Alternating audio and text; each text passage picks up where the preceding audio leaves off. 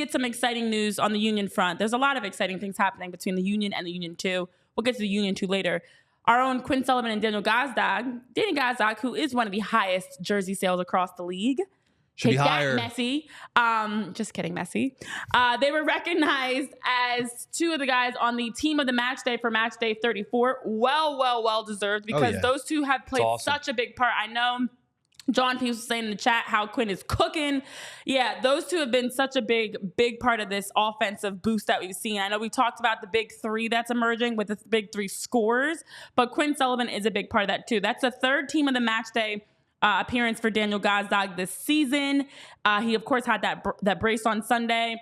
And then also, he now has been fantastic as we talk about all the records. We've seen them that he's been making.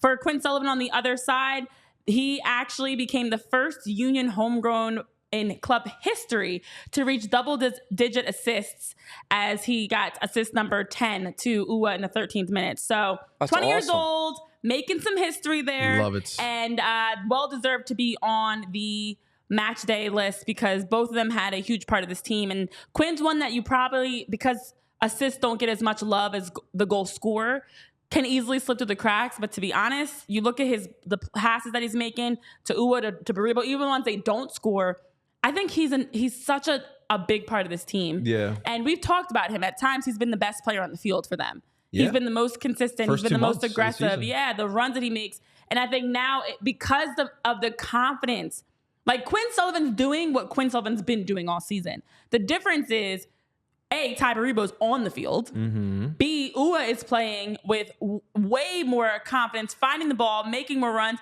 And then Gazdag, I think, is now in a spot where he doesn't feel the pressure of having to lead the offense. That's a good point. He can pick and choose his moments. Sometimes he's making runs. Sometimes he's checking. Sometimes he's taking shots from distance. Sometimes he's the highest player and he's pressing. So I think it's even giving him the ability to just roam, what you want your 10 to do. Just roam, find the ball, make an impact, make a big play.